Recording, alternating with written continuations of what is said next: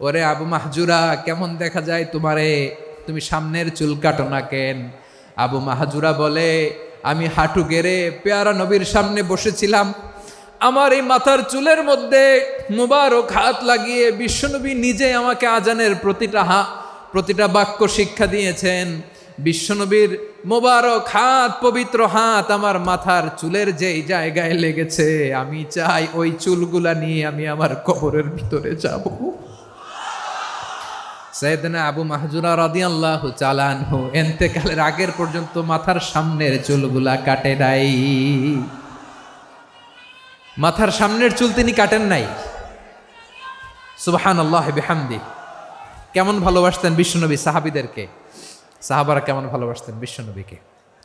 অষ্টম হিজরিতে হুনাইনের যুদ্ধে রাসূল সাল্লাল্লাহু আলাইহি ওয়াসাল্লাম ফিরে আসতেছেন মদিনায়।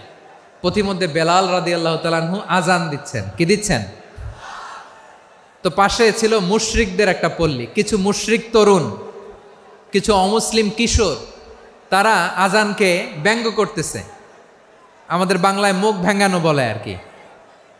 বেলাল রাদিয়াল্লাহু তাআলা আনহু আজান দিচ্ছেন, ওই বাচ্চাগুলো মুশরিক, তো ওরা আজানকে ব্যঙ্গ করতেছে, বিকৃতি করে ওরাও আজান দিচ্ছে। উদ্দেশ্য হচ্ছে আজানকে নিয়ে ঠাট্টা করা। উদ্দেশ্য কি? ঠাট্টা করা। ব্যাপারটা মনে কষ্ট পাওয়ার মতো ব্যাপার না? কিন্তু বিশ্বনবী ওইখানে দেখেন কি খুঁজলেন। বিশ্বনবী খেয়াল করলেন অমুসলিম কিশোরদের মধ্য থেকে একটা কিশোরের গলাটা বড় দরাজ গলা, কণ্ঠটা বড় সুন্দর। খেয়াল করে দেখলেন যে কিছু কিশোর বেলালের আজানকে ব্যঙ্গ করে, বিকৃতি করে, কিন্তু একজনের কণ্ঠ দেখতে পাচ্ছেন না এত দূরে, কিন্তু কণ্ঠটা বড় সুন্দর, দরাজ গলা। বিশ্বনবী সাহাবীদেরকে বললেন, ধরো এগুলারে, ধরো। সবগুলারে ধরে বিশ্বনবীর সামনে আনা হলো। ওরা হাঁটু গেড়ে বসলো। বিশ্বনবী বললেন, তোমাদের মধ্যে কে যেন ব্যঙ্গ করে আজান দিচ্ছিল, তার গলাটা বড় উঁচু, গলার বেসটা বড় মজবুত, মেলোডিয়াস, সুমধুর কণ্ঠ। কে? আবু মাহজুরা বলে, আমার বন্ধুরা সবাই আমার দিকে আঙ্গুল দেখায়, আমি পড়ে গেছি বিপদে। রাসূল সাল্লাল্লাহু আলাইহি ওয়াসাল্লাম বাকি অমুসলিম তরুণদেরকে ছেড়ে দিলেন, বললেন তোমরা যাও। এবার আবু মাহজুরারে পাইছে। আবু মাহজুরার চুলের মধ্যে হাত দিলেন বিশ্বনবী, মাথায় হাত দিয়ে বললেন, এবার আজান দাও দেখি। আবু মাহজুরা বলে, আমি তো আজান দিতে জানি না, কারণ আমি তো বেলালেরটা শুইনা দিছি, আমার তো মুখস্থ নাই, আমি তো আজান দিতে জানি না। বিশ্বনবী বললেন, জানো না? তাহলে আসো, আমি তোমারে শিখাই দেই। সুবহানাল্লাহ পড়ে। আবু মাহজুরা হাঁটু গেড়ে বসে, বিশ্বনবীর মোবারক হাত আবু মাহজুরার চুলের মধ্যে। বিশ্বনবী আজানের মুআল্লিম আবু মাহজুরাকে বলতেছে, ঠিক আছে তোমারে শিখাই দিচ্ছি, আমি যা যা বলবো আমার সাথে সাথে বলো, পারবা? আবু মাহজুরা বলে, পারবো। বিশ্বনবী আজান দিচ্ছেন, মাথায় হাত দিয়ে আল্লাহু আকবার, আল্লাহু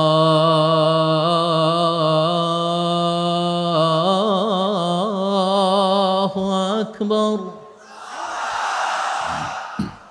আবু মাহজুরা এই বাক্যটা পড়লেন। বিশ্বনবী দ্বিতীয় বাক্য পড়তে আরম্ভ করলেন, আল্লাহু আকবার, আল্লাহু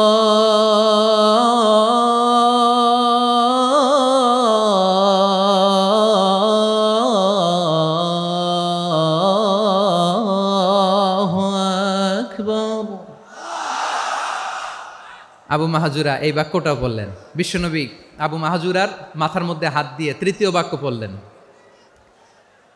আশহাদু আল্লা ইলাহা ইল্লাল্লাহ,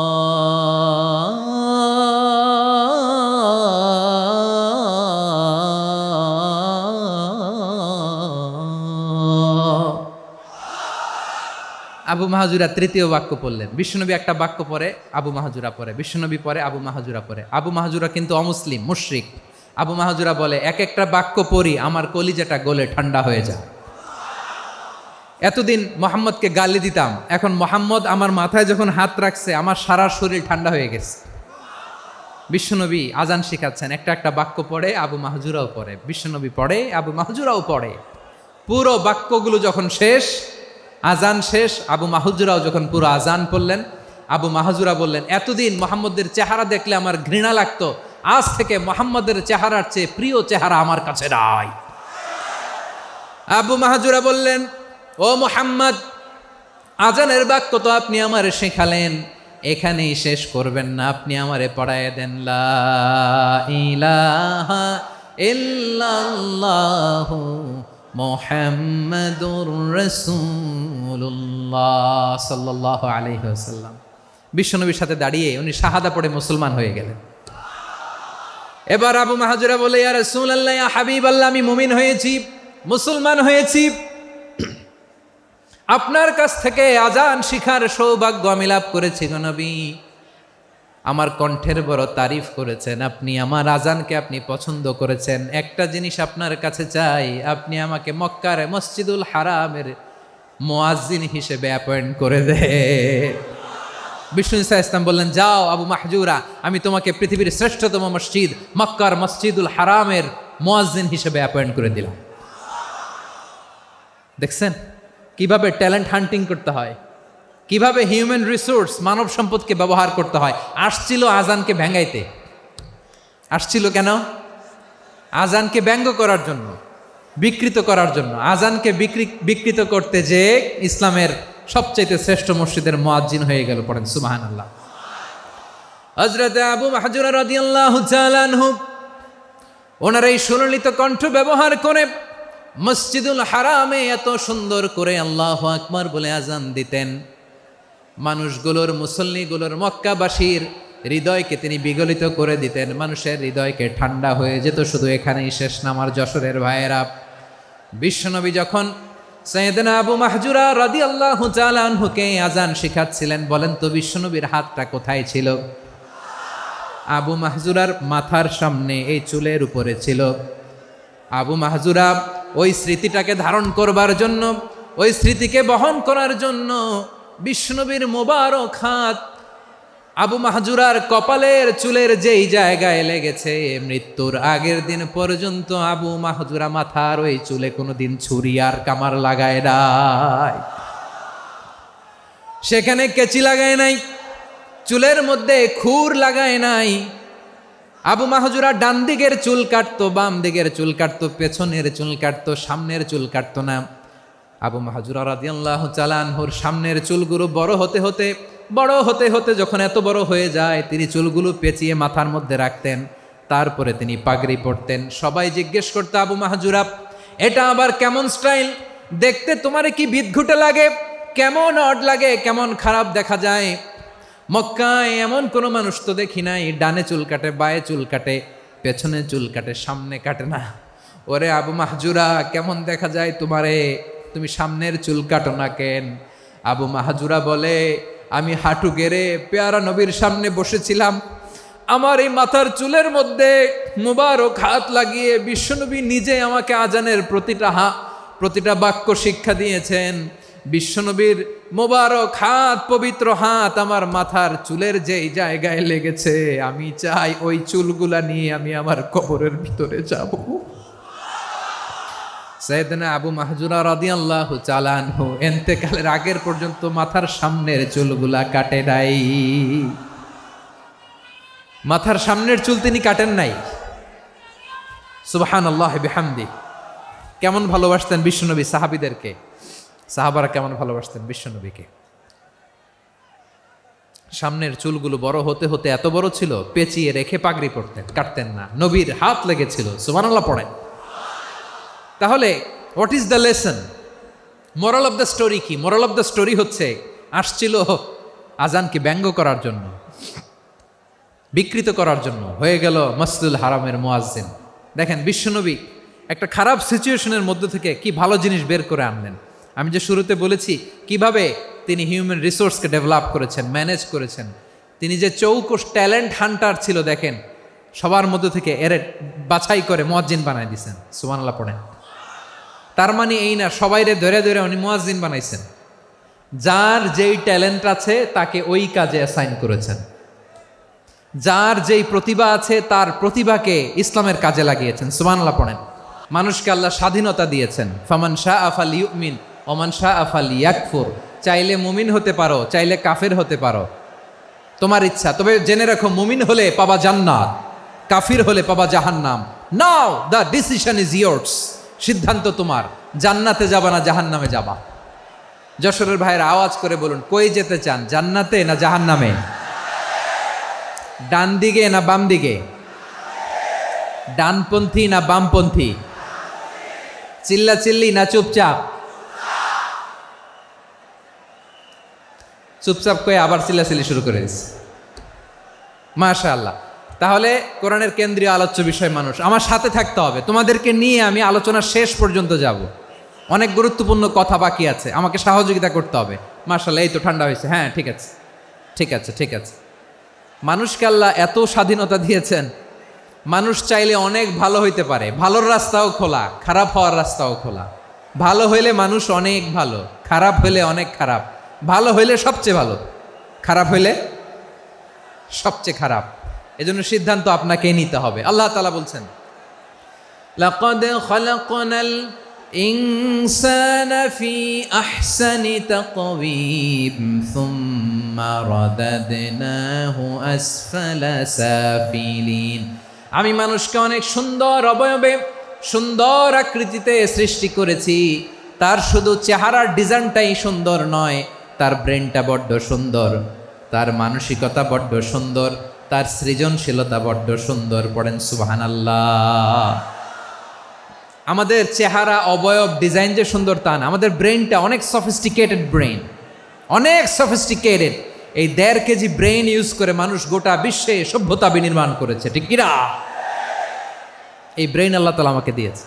এটারে কাজে লাগালে, আপনার 6 সেন্স কাজে লাগালে আপনি অনন্য মানুষ হয়ে উঠবেন, মহামানবে রূপান্তরিত হবেন। মানুষ হতে পারে, চাইলেই মহামানব হতে পারে। আবার যদি মানুষ চায় খারাপও হতে পারে। আল্লাহ বললেন শুধু ভালোই না, ভালো হতে চাইলে অনেক ভালো তুমি হতে পারো, আবার খারাপ হতে চাইলে অনেক খারাপ তুমি হতে পারো। সুম্মা রাদাদনাহু আসফালা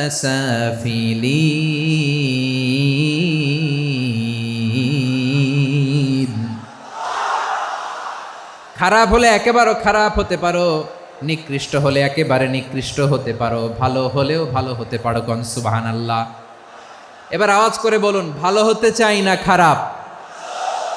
শ্রেষ্ঠ না নিকৃষ্ট?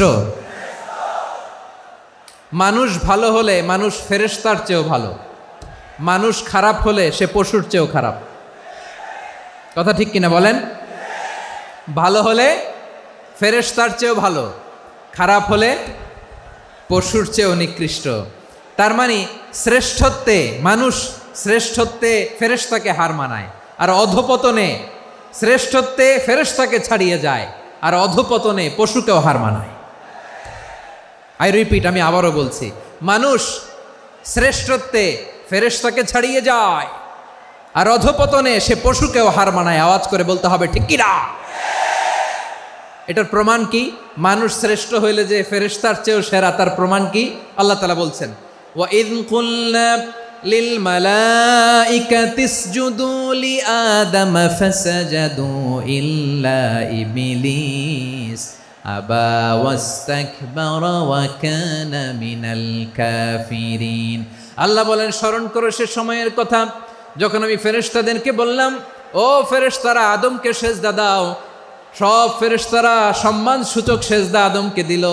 তারা আদমের জন্য সেজদায় লুটিয়ে পড়ল, একজন ছাড়া, তার নাম ইবলিস। আওয়াজ করে বলেন, তার নাম কি? সে অহংকার প্রদর্শন করলো, সে কাফের হয়ে গেল। বাকি সব ফেরেশতারা সেজদা দিল। সুবহানাল্লাহ। আবার আদম আলাইহিস সালামকে আল্লাহ জিজ্ঞেস করলেন, সব বলে দিল উত্তর, কিন্তু ফেরেশতাদেরকে একই প্রশ্ন জিজ্ঞেস করলেন, তারা উত্তর করতে পারে নাই। তার মানে এর মধ্য দিয়ে প্রমাণিত হয়, মানুষ ভালো হলে ফেরেশতার চেয়েও ভালো, ফেরেশতার চেয়েও মানুষের মর্যাদা বাড়িয়ে দিয়েছে কে? সব নূরের ফেরেশতা যখন মাটির আদমকে সেজদা দেয়, এটা প্রমাণ করে ফেরেশতার চেয়েও মানুষের মর্যাদা বাড়িয়ে দিয়েছে কে? তুমি মাটির আদমকে প্রথম সৃষ্টি করিয়া ঘোষণা করিয়া দিলে শ্রেষ্ঠ বলিয়া, তাই তো নূরের ফেরেশতা করে আদমকে সেজদা। ঠিক কিনা বলেন? তাই তো নূরের ফেরেশতা করে আদমকে সেজদা। সবার চেয়ে সম্মান দিলে মাটির আদমকে। আল্লাহু আল্লাহু তুমি জাল্লে জালালুহু, শেষ করা তো যায় না গে তোমার গুণগান। পড়েন না? পড়েন, আল্লাহু আল্লাহু তুমি জাল্লে জালালুহু, শেষ করা তো যায় না গে তোমার গুণগান। আল্লাহু আল্লাহু আল্লাহু আকবার। আদমের মর্যাদা বেশি, মানুষের মর্যাদা বেশি, মানুষ শ্রেষ্ঠ তার প্রমাণ নূরের ফেরেশতা মাটির আদমকে সেজদা করে আওয়াজ করে বলেন ঠিক কি না? তাহলে মানুষ ভালো হলে ফেরেশতার চেয়ে ভালো। আবার মানুষ যদি খারাপ হয় সে পশুর চেয়েও খারাপ, অধপতনে পশুত্বকে হার মানায়। তার প্রমাণ কি? তার প্রমাণ হচ্ছে যশোরের ভাইরা দেখবেন পত্রিকায় নিউজ পেপারে মাঝে মাঝে এরকম দেখা যায়, এক মানুষ আরেক মানুষকে হত্যা করে 20 টুকরা করে বস্তার ভেতরে ভরেছে। আপনারা এই নিউজ পড়েন নাই না? দেখেন নাই? দেখছেন? মানুষ মানুষকে হত্যা করে কয় টুকরা? জোরে বলেন। এখানেই ক্ষান্ত হয় না, আবার কোথায় ভরছে? বস্তার ভেতরে। আচ্ছা, বুঝে থাকলে আওয়াজ করে বলেন, কোনোদিন শুনছেন একটা হাতি আর একটা হাতিকে হত্যা করে 20 টুকরা করছে, এরপরে বস্তার ভিতরে ভরছে? হয়েছে? তাহলে দেখেন, মানুষ যদি খারাপ হয় সে পশুকেও হার মানায়। চিল্লায় বলো ঠিক কিনা? এমনও দুশ্চরিত্র মানুষ আছে যার যার নজর থেকে 6 মাসের ছোট্ট মেয়ে থেকে শুরু করে 80 বছরের বৃদ্ধারাও নিরাপদ নয়। পশুকেও হার মানে। মানুষের ঘর জ্বালিয়ে পুড়ে মেসাকার করে দেয়, জনপদের পর জনপদ জ্বালায় দেয়। এরকম আছে না নাই? প্রিয় ভাইয়েরা, চোখ কান নাক মুখ থাকলেই মানুষ না। যা সামনে দেখেন এগুলো সব মানুষ না, এগুলো জনসংখ্যা। এগুলো কি? সবাই বলুন, এগুলো কি? বাড়ছে জনসংখ্যা, কমছে মানুষ। বাড়ছে জনসংখ্যা, কমছে। এই দুনিয়া এখন তো আর সেই দুনিয়া নাই, মানুষ নামের মানুষ আছে দুনিয়া বোঝাই,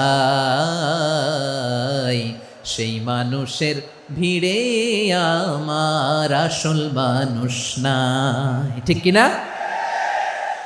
আসল মানুষের বড্ড অভাব, আসল মানুষের বড্ড অভাব। আমার ভাইয়েরা, মানুষ খারাপ হলে পশুকেও হার মানায়। তাহলে আমরা বুঝলাম মানুষ ভালো হলে অনেক ভালো, খারাপ হলে অনেক খারাপ। ও আমার কলিজার টুকরা যশোরের ভাইয়েরা, আসুন না 3 দিন ব্যাপী এই তাফসিরুল কোরআনের ঐতিহাসিক প্রোগ্রাম থেকে আমরা সিদ্ধান্ত নেই, আমরা ভালো মানুষ হব নাকি খারাপ মানুষ হব? কলিজা থেকে, প্রাণ থেকে আওয়াজ করে সবাই বলুন, ভালো মানুষ নাকি খারাপ মানুষ? ভালো মানুষ হইতে হবে। ভালো মানুষ যারা জগৎটাকে এনলাইটেন করবে, যারা সত্যের বীর সেনানী হয়ে দাঁড়াবে, যারা সত্যের পক্ষে কথা বলবে, যারা জালিমের মসনদকে ভেঙে খান খান করে দেবে। এরকম হওয়ার দরকার আছে না নাই? এরকম ভালো মানুষ আমরা হতে চাই কি চাই না? মানুষকে যত্ন নিলে মানুষ যে কত ভালো হয় আপনি কল্পনাও করতে পারবেন না। এই যে আপনাদের যশোরে যে ভালো ছেলেগুলো আছে, যে ভালো তরুণগুলো আছে, যে যুবকগুলো আছে, যে ভালো আলেমরা আছে, ভালো নেতারা আছে, সবাই যদি তাদের মতো হতো, পুরো যশোরটা একটা জান্নাতের টুকরা হয়ে যেত। আওয়াজ করে বলেন ঠিক কিনা? মানুষকে নার্চারিং করলে, মানুষকে পলিশ করলে, মানুষকে গ্রুমিং করলে, মানুষকে সঠিক তারবিয়া দিলে মানুষ অনন্য হয়ে ওঠে। প্রতিটি মানুষ অনন্য। আমি অনন্য, আপনি অনন্য, আমরা সবাই অনন্য। সুবহানাল্লাহ বলেন। মানুষকে আল্লাহ তাআলা দিয়েছেন অসীম ক্ষমতা, অসীম ক্ষমতা। সুবহানাল্লাহ। একটা মানুষ পারে না এমন কিছু নাই, একটা মানুষ পারে না এমন কিছু নাই। বিশ্বাস করতে হবে, মানুষ যা কল্পনা করতে পারে ওইটা মানুষ করে দেখাতে পারে। মানুষ যা কল্পনা করতে পারে সেটা মানুষ করে দেখাতে পারে। তুমি তোমার কল্পনার রাজ্যকে সাজাও, তোমাকে হারাতে পারে এমন কোন শক্তি আল্লাহর জমিনে নাই। তোমার কি শক্তি, কি সম্ভাবনা তুমি জানোই না মিয়া। তুমি এদিকে তাকাও কেন? তোমার রাস্তা তো ওই দূরে। তুমি কোথায় যাবে, আল্লাহ তোমার টেনে কোথায় নিয়ে যাবে তুমি কিছুই জানো না। Plan big, dream big. কল্পনার শক্তিকে বড় করো। মানুষ যা কল্পনা করতে পারে মানুষ তা করে দেখাতে পারে। মানুষের কাছে অসাধ্য কিছু নাই, মৃত্যু ছাড়া, অ্যাকসেপ্ট ডেথ, মৃত্যু ছাড়া মানুষ সব কিছুকে জয় করতে পারে। মৃত্যু ছাড়া যে কোনো অসাধ্যকে সাধন করার ক্ষমতা মানুষকে দিয়ে দিয়েছে কে? হারার জন্য তোমার জন্মই হয় নাই, তোমার জন্ম হয়েছে জিতার জন্য, বিজয়ের জন্য তোমার জন্ম। মানুষের শুরুটাই হয় বিজয় দিয়ে। যশোর, আওয়াজ করে বলো, মানুষের শুরু হয় কি দিয়ে? আমরা যখন আমার পিতার পৃষ্ঠদেশে ছিলাম, পিতার পৃষ্ঠদেশ থেকে শুক্রাণু যখন মায়ের গর্ভদেশে যেয়ে পড়ে, কতটা শুক্রাণু ভ্রমণ শুরু করে জানো? 20 কোটি শুক্রাণু। একবার সিমেন আউট হলে সেখানে 20 কোটি শুক্রাণু থাকে, ভ্রমণ শুরু করে। ওই 20 কোটি শুক্রাণুর মধ্য থেকে তুমি আমি আজকে এক বিকশিত শুক্রাণু মানব রূপে পৃথিবীতে এসেছি। সুবহানাল্লাহ। ওই 20 কোটি শুক্রাণুর প্রতিযোগিতায় সবাইরে পেছনে ফেলে সেদিন আমি সফল হয়েছিলাম, সেদিন আমি বিজয়ী হয়েছিলাম। সেদিন আমি এত ছোট ছিলাম, মাইক্রোস্কোপ দিয়েও আমার অস্তিত্ব টের পাওয়া যায় না। আমি এত তুচ্ছ ছিলাম, নগণ্য ছিলাম, আমার কান ছিল না, আমার চোখ ছিল না, আমার হাত ছিল না, আমার জন্য রিকমেন্ডেশন করার মতো মামু ছিল না, খালা ছিল না, কেউ ছিল না। তারপরেও ওই প্রতিযোগিতায়, ওই কম্পিটিশনে যখন আমারে কেউ হারাতে পারে নাই, আল্লাহর জমিনেও আমারে কেউ হারাতে পারে না। হারার জন্য তোমার জন্মই হয় নাই, তুমি আসছোই জিতার জন্য। সুবহানাল্লাহ। বিশ্বনবী বলেন, আন্নাসু মাআদিন কামাআদিনি যাহাবি ওয়াল ফিদ্দা খিয়ারুহুম ফিল জাহিলিয়াতি খিয়ারুহুম ফিল ইসলাম। Peoples are like mines of gold and silver. সোনার খনি, রূপার খনি, এর চেয়েও বড় খনি হচ্ছে এই মানব সম্পদের খনি। আওয়াজ করে বলেন আল্লাহু আকবার। আল্লাহ তাআলা এই সম্পদ আমাদেরকে দিছে। বিশ্বনবী বলেন, মানুষ হচ্ছে খনির মতো। খিয়ারুহুম ফিল জাহিলিয়াতি খিয়ারুহুম ফিল ইসলাম। জাহিলি যুগে যারা সেরা, ইসলামেও তারা সেরা। ইদা ফাকুহু, যদি তারা বুঝবান হয় তাহলে তাদেরকে সেরা বানায় দিবে কে? তাহলে মানুষের চেয়ে সেরা কেউ হতে পারে? মানুষের চেয়ে অনন্য কেউ হতে পারে? মানুষকে কেউ হারাতে পারে? আওয়াজ করে বলো, তোমাকে কেউ হারাতে পারবে? এই সাহস জাগছে আজকের আলোচনা থেকে। আমি তুমি অনন্য, আমাকে তোমাকে হারায় দেওয়া এত সহজ না, ঠিক কিনা? একটা কথা জীবনের সাথে সেট করে নিতে হবে, আমি জিতি নয় শিখি, আমি কখনো হারি না। জীবনের সাথে সেট করে নাও, জেনজি অফ যশোর, আমি কখনো হারি না, আমি হয় জিতি নয় শিখি। চিল্লায় বলো ঠিক কিনা? আমি কখনো হারি না, আমার হারানো এত সোজা না। কি সাহস জাগছে? বুকে সাহস জাগছে? তাকবীর পড়ো, লিল্লাহে তাকবীর। তাহলে বিশ্বনবী বললেন, নাসু মাআদিন, মানুষ হচ্ছে খনি। এই ধাক্কা ধাক্কি, আমি জানি এগুলো ভালোবাসার ধাক্কা ধাক্কি, এজন্য আমি সহ্য করে নেই। এগুলো যে ভালোবাসার ধাক্কা ধাক্কি, এটা আমরা বুঝি। পৃথিবীর কোনো আইন, সিকিউরিটি, প্রটোকল দিয়ে এটারে মানানো যাবে না, কারণ এটা তো ভালোবাসা, লাভ। লাভ কোনো আইন কানুন দিয়ে বাধা যায় না, মানানো যায় না, ঠিক কিনা বলো?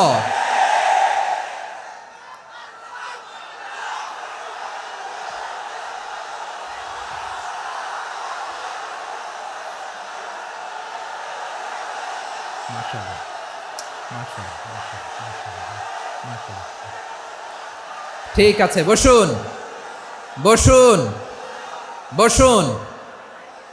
আল নাসু মাআদিন, মানুষ হচ্ছে খনি। এই খনির যত্ন নিতে হবে। আমার মা বাবা যারা এসেছেন, আপনার ছেলে মেয়ের যত্ন নেন। আপনার ছেলের মধ্যে যে কি পটেনশিয়াল আপনি জানেন না। আপনার এই ছোট্ট অবুজ ছেলেটাই আগামী দিনের শায়েখ আহমদুল্লাহ হবে। আপনার হেফজখানায় পড়া ওই ছোট্ট ছেলেটাই আগামী দিনের আল্লামা মামুনুল হক হবে। আপনার ওই ছেলেটা আমির হামজা হবে, আব্দুল হাই সাইফুল্লাহ হবে। এভাবে বড় বড় আলেম হবে, তারা যুগশ্রেষ্ঠ আলেম হবে। সেই একদিন এই বাংলাদেশের পার্লামেন্টে যে বক্তব্য দিয়ে যশোরের পক্ষে কথা বলবে। আপনি জানেন না, কাউকে ছোট করবেন না আপনি। ওর কনফিডেন্স আপনি কমাবেন না, আপনি কমাতে পারেন না। প্যান্ডেলে আমার যে মা বোনেরা আছেন, ছেলে মেয়েদেরকে কখনো ছোট করে কথা বলবেন না। ও যে কোথায় যাবে আপনি জানেন না। আপনি মা হয়ে তাকে সাহস দিবেন, তার কল্পনার জগৎটাকে সাজাতে তাকে উৎসাহিত করবেন, ঠিক কিনা বলেন? আর আমার প্যান্ডেলের আমার প্রিয় শ্রদ্ধাশীলা মায়েরা বোনেরা, আপনারা তো আরো দামি সম্পদ। বিশ্বনবী বলেন, আর দুনিয়া কুল্লুহা মাতা। আল্লাহ আল্লাহ আল্লাহ, বিশ্বনবীর কথার ওজন দেখেন। আর দুনিয়া কুল্লুহা মাতা ওয়া খায়রু মাতা'আদ দুনিয়া আল মারআতুস সালিহা। বিশ্বনবী বলেন, দুনিয়ায় যা দেখো সব আল্লাহর দেওয়া অ্যাসেট, মানে সম্পদ। আর এত অ্যাসেটের ভিড়ে সবচাইতে শ্রেষ্ঠ সম্পদ হচ্ছে নেককার নারী। সুবহানাল্লাহ। ভাইয়েরা, বোনের সাথে খারাপ আচরণ করো না। সন্তান, মায়ের সাথে খারাপ আচরণ করো না। আমাদের মায়েরা আমাদের asset, they are our priceless asset. কারণ এই মায়েদের পেটে এসেছে আল্লাহর ওলিরা, এই মায়েদের পেটে এসেছে খান জাহান আলী, এই মায়ের পেটে এসেছে শাহজালাল ইয়ামানি, এই মায়ের পেটে এসেছে আল্লাহর সব নবীরা। নাকি নবীরা আকাশ থেকে ধপ করে জমিনে নেমে আসছে? মায়ের পেটে আসছে। এই মায়ের পেটগুলো খনি। আমার সম্মানিতা মায়েরা বোনেরা, নিজেকে ইসলাম দিয়ে সাজান, নিজেকে ইসলাম দিয়ে সাজান, নিজেকে পবিত্র রাখুন, নিজের আব্রু ইমান ইজ্জতের হেফাজত করুন, কোরআন পড়ুন, সুন্নাহ পড়ুন। আপনি জানেন না আপনার গর্ভে কে আসছে, কোন ক্ষণজন্মা পুরুষকে আল্লাহ তাআলা আপনার গর্ভে পাঠাবে আপনি জানেন না।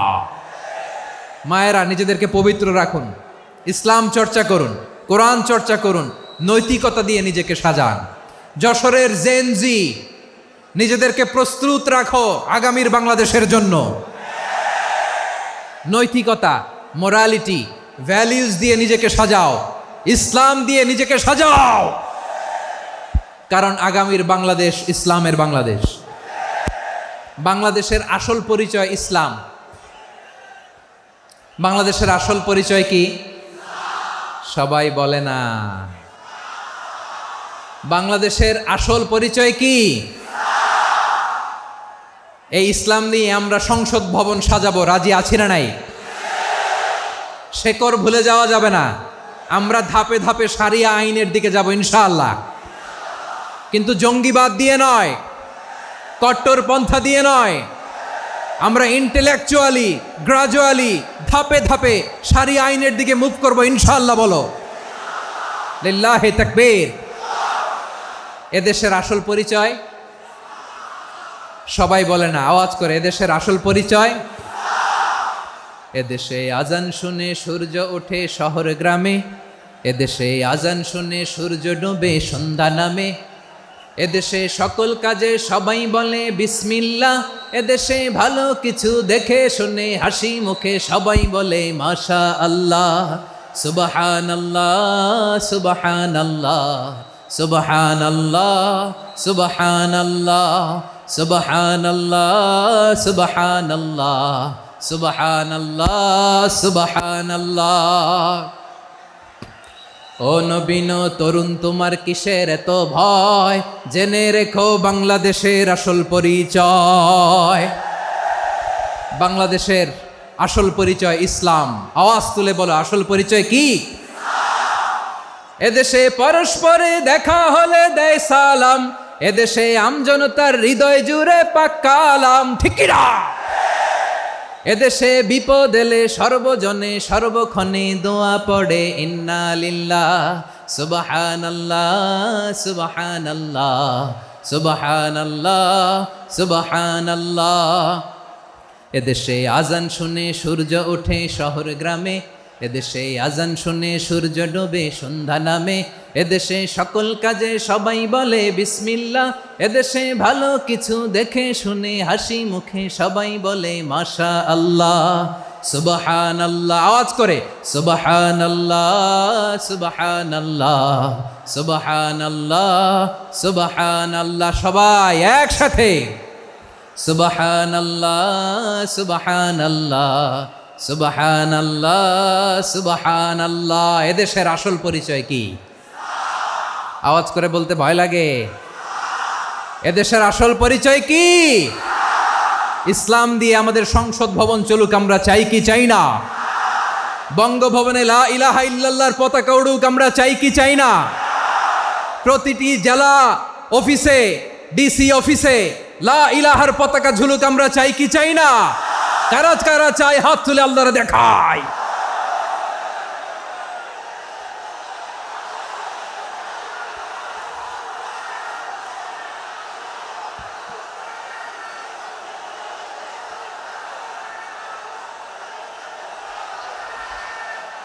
মাশা আল্লাহ, মাশা আল্লাহ, মাশা আল্লাহ, মাশা আল্লাহ। যশোর, আওয়াজ করে বলো, ভালো মানুষ না খারাপ মানুষ? বুঝে বলছো তো? মানুষ ভালো হলে যে কত ভালো। এই মানুষকে যত্ন নিলে, মানুষকে মানুষ বানালে যে সে কি হতে পারে শুনবা? হ্যাঁ, নাকি মোনাজাত দিয়ে দিব? শুনবা? তাহলে থামতে হবে। থামো, আমি যখন বলবো থামো থামো, তাকবীরের সময় দিলে তাকবীর, থামো থামো। মানুষকে যত্ন নিলে, এই এদিকে এদিকে, ড্রোন নামায় ফেলো। হয়েছে, ড্রোনের ফুটেজ হয়ে গেছে, এবার ড্রোন নামায় ফেলো। আমার দিকে তাকাও। মানুষকে, তোমরা এদিক সেদিক তাকালে তো গুরুত্বপূর্ণ পয়েন্ট মিস হয়ে যাবে। এদিকে এদিকে, হ্যাঁ ঠিক আছে, এদিকে। মানুষকে যত্ন নিলে মানুষের মধ্যে যে আল্লাহ কি পটেনশিয়াল রেখেছে। আমি জাপানের দুইটা উদাহরণ দেই। জাপানের, আল্লাহ, 2022 সালে জাপানের সাথে জার্মানির খেলা, ফিফা ওয়ার্ল্ড কাপ 2022। এক পক্ষে জাপান, আরেক পক্ষে কোন দেশ? কথা শোনে নাই। এক পক্ষে কোন দেশ? আরেক পক্ষে সবাই। এক পক্ষে, আরেক পক্ষে। ওই খেলায় জিতেছিল জাপান, জিতেছিল 22 সালের এই FIFA world cup. Japan football খেলায় জিতে, as a part of their celebration, তারা খেলার পরে পুরো স্টেডিয়ামটারে ক্লিন করে। The fan base of Japan, lakh lakh মানুষ খেলা দেখতে যায়, তো এত ডাস্টবিনও তো নাই। তো যারা ডাস্টবিনে জায়গা পায় নাই, তারা এই যে চকলেটের প্যাকেট, পানির বোতল, চিপসের প্যাকেট তারা এদিকে সেদিকে রেখে দিয়েছে। জাপানের ভক্তরা, জাপানের ফলোয়াররা, as a part of their celebration, তারা খেলার পরে পুরো স্টেডিয়ামের সব ময়লা আবর্জনা ক্লিন করে তারপরে বিদায় নিয়েছে। তাদেরকে কি ক্লিন করার দায়িত্ব দেওয়া হয়েছিল? এই যশোর, জাপানের যে ছেলেরা খেলা দেখতে গেছিল, ওদেরকে কি ক্লিন করার দায়িত্ব দিছিল? তারা কি স্টেডিয়ামের পরিচ্ছন্নতা কর্মী? তাদের আকল, তাদের সিক্স সেন্স তাদেরকে বলেছে। ছোটবেলা থেকে জাপান গভর্নমেন্ট ওদেরকে এত পরিচ্ছন্নতা শেখায়, ক্লিনলিনেস অ্যাওয়ারনেস ক্যাম্পেইন করায়। ক্লাসে আমি দেখেছি, ক্লাসে নিজের বেঞ্চ নিজে মুছে, ক্লাসের মাঝখানে একটা সময় দেয়, নিজের টেবিল নিজে মুছে, নিজের ক্লাসরুমটা নিজে পরিষ্কার করে। রাস্তাঘাটে একটা ধুলা নাই, ময়লা নাই, একটা টিস্যু নাই। খেলার পরে গোটা বিশ্বকে তাক লাগিয়ে দিয়েছে। জাপানের ফ্যানরা সবার রেখে যাওয়া গার্বেজ, টিস্যু, বোতল পরিষ্কার করে তারপরে স্টেডিয়াম থেকে বিদায় নিয়েছে। আমরা কেন এমন হইতে পারলাম না? আমরা কেন এমন হইতে পারলাম না? জাপানের যারা এগুলো করছে, ওদের 3টা করে চোখ না? চোখ তো 3টা, জাপানো লাগো। জাপানো লাগো, হাত তো 4টা, কান তো 6টা। হ্যাঁ, নাকি আমার মতো 2 হাত 2 কানওয়ালা মানুষ? চোখে দেখলে ওটা মানুষ না। চিন্তা করছেন? তার মানে জাপানিজদেরকে যে গ্রুমিং করে শিখানোর মাধ্যমে পরিচ্ছন্ন বানানো গেছে। ওরা যেমনি মানুষ, আমরাও মানুষ। আমাদের সন্তানদেরকে শেখালে তারাও পারবে। পারবে কিনা? 2 নম্বর উদাহরণ বলি। চট্টগ্রাম ফেনীতে যারা গিয়েছেন, মেঘনা গোমতী ব্রিজ প্রকল্প নাম শুনছেন? মেঘনা একটা ব্রিজ পার হওয়া লাগে। এই মেঘনা গোমতী, এখানে 3টা ব্রিজ, কাঁচপুর সহ, এই 3টা ব্রিজের নির্মাণ কাজ, রেনোভেশনের কাজ দেয়া হয়েছিল জাপানের একটা কোম্পানিকে। কাকে? জাপানের কোম্পানি। নির্মাণ শেষে 738 কোটি টাকা বেঁচে গেছিল, এটা গভর্নমেন্টের হাতে দিয়ে তারা বিদায় নিয়েছে। কত টাকা? 738 কোটি টাকা। যত প্রাক্কলিত ব্যয় নির্ধারণ করা হয়েছে, সব টাকা সরকার, তৎকালীন সরকার, 2019-এর সরকার কারা ছিল তো জানেন? এই 2019-এর সরকার তাদেরকে দিয়েছে। তারা রিনোভেশন নির্মাণ শেষে 738 কোটি টাকা অতিরিক্ত বেঁচে গেছিল, এটা আবার গভর্নমেন্টের হাতে বুঝাই দিয়ে তারা বিদায় নিচ্ছে। আমরা কেন এমন হইতে পারলাম না? জাপানের ওরাও মানুষ, আমরাও মানুষ। তার মানে মানুষে মানুষে পার্থক্য আছে না নাই? আচ্ছা, জাপানের 2টা উদাহরণ দিলাম, এবার আমার দেশের 2টা উদাহরণ দিব না? বাংলাদেশের 2টা উদাহরণ দিই। 1 নম্বর উদাহরণ, গত সপ্তাহে আপনারা জানেন কক্সবাজার আমার একটা প্রোগ্রাম ছিল, তো হেলিকপ্টারে গিয়েছিলাম। ফেনী জেলা যখন পার হচ্ছি, আমি দেখলাম 3টা উইন্ডমিল। উইন্ডমিল চিনেন তো? বিশাল পিলার, 3টা 4টা পাখা থাকে, বায়ু বিদ্যুৎ কেন্দ্র, বাংলাদেশের প্রথম বায়ু বিদ্যুৎ কেন্দ্র এটা, মুহুরী প্রজেক্ট বলে এটার সম্ভবত, মুহুরী প্রজেক্ট। তো সাগরের বাতাসের ঝাপটায় এটা ঘুরে এনার্জি হয়, ইলেকট্রিসিটি উৎপাদন হয়। তো আমি পাইলটকে বললাম, ভাই এগুলো থেকে কেমন ইলেকট্রিসিটি উৎপাদন হয়? কয় হুজুর একটু হয় না, কিছুই হয় না। কিছুই হয় না মানে? বলে হুজুর বাংলাদেশে যত উইন্ড মিল আছে এটার পাখা একটাও ঘুরে না। আল্লাহ, বলেন কি? তাহলে এই যে কোটি কোটি টাকা ব্যয় করে যে উইন্ড মিল, কয় হুজুর ভিতরে ফিটফাট, উপরে ফিটফাট, ভিতরে সদরঘাট। তার মানে কোটি কোটি টাকা দিয়ে এই উইন্ডমিল বানায়, এখানে কিছু নাই। দুর্নীতির আড্ডাখানা, আখড়াখানা বাংলাদেশ, ঠিক কিনা বলেন? হায় রে, জাপানিজরাও মানুষ, আমরাও মানুষ। আমার এক নিকটাত্মীয় সরকারি চাকরিজীবী, উনি আমাকে বললেন, বাংলাদেশের আরেকটা উদাহরণ দেই। উনি আমাকে বললেন যে প্রতি বছর আমাদের অফিসের ফার্নিচার চেঞ্জ করে। আমি বললাম প্রতি বছর ফার্নিচার চেঞ্জ করে কেন?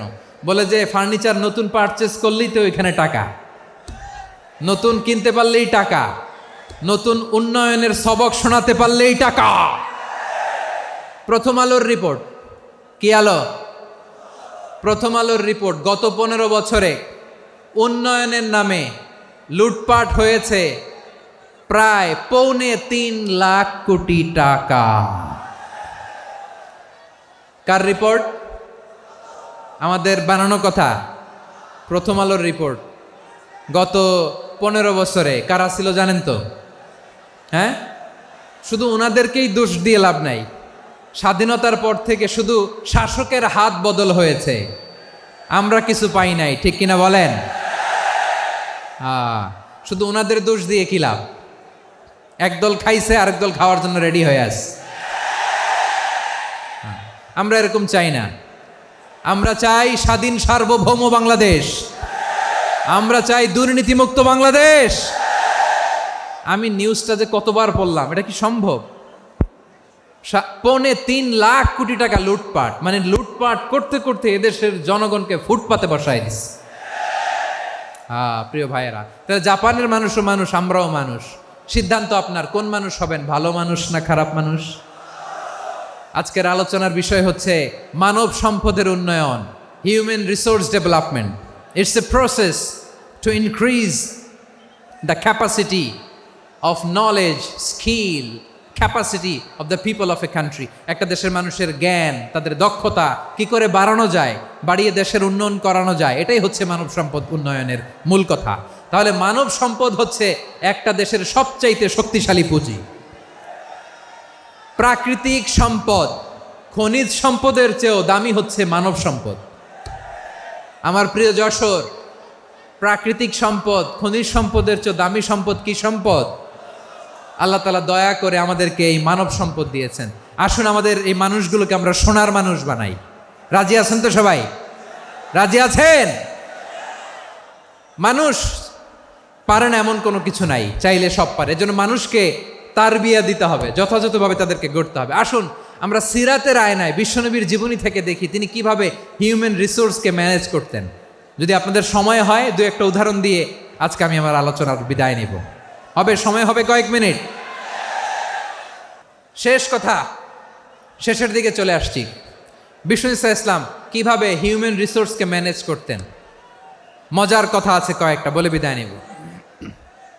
বিশ্বনবী কিভাবে এই মানব সম্পদকে ম্যানেজ করতেন। বিশ্বনবী he was a very good talent hunter, চৌকস ট্যালেন্ট হান্টার ছিল। কার মধ্যে কি ট্যালেন্ট আছে দেখলেই বুঝে ফেলতেন। সুবহানাল্লাহ পড়বেন না? কি নবী আমরা পেয়েছি। He was a very good talent hunter. আমার নবী তিনি চৌকস ট্যালেন্ট হান্টার ছিলেন। কার মধ্যে কি প্রতিভা বের করতেন, ওই প্রতিভাকে ইসলামের কল্যাণে কাজে লাগাতেন। সুবহানাল্লাহ বলেন। যাকে যেই জায়গায় সেট করলে ভালো হবে তাকে ওই জায়গায় সেট করতেন। কয়েকজন সাহাবীর জীবনী শোনাই। আবু মাহজুরা রাদিয়াল্লাহু তাআলা আনহু, মক্কার মুয়াজ্জিন, আগে ছিল মুশরিক, পরে হয়েছে মুমিন। উনি কিভাবে মুমিন হইলেন এই ঘটনাটা একটু আপনাদের শোনাতে চাই। রাদিয়াল্লাহু তাআলা আনহু কিভাবে মুসলিম হলেন, আওয়াজ করে শুনেন। 8ম হিজরি। কত হিজরি? সবাই বলেন না একটু, কত হিজরি? 8ম হিজরিতে হুনাইনের যুদ্ধে রাসূল সাল্লাল্লাহু আলাইহি ওয়াসাল্লাম ফিরে আসতেছেন মদিনায়। পথিমধ্যে বেলাল রাদিয়াল্লাহু তাআলা আনহু আজান দিচ্ছেন। কি দিচ্ছেন? তো পাশে ছিল মুশরিকদের একটা পল্লী, কিছু মুশরিক তরুণ, কিছু অমুসলিম কিশোর, তারা আজানকে ব্যঙ্গ করতেছে। আমাদের বাংলায় মুখ ভেঙ্গানো বলে আর কি। বেলাল রাদিয়াল্লাহু তাআলা আনহু আজান দিচ্ছেন, ওই বাচ্চাগুলো মুশরিক, তো ওরা আজানকে ব্যঙ্গ করতেছে, বিকৃতি করে ওরাও আজান দিচ্ছে। উদ্দেশ্য হচ্ছে আজানকে নিয়ে ঠাট্টা করা। উদ্দেশ্য কি?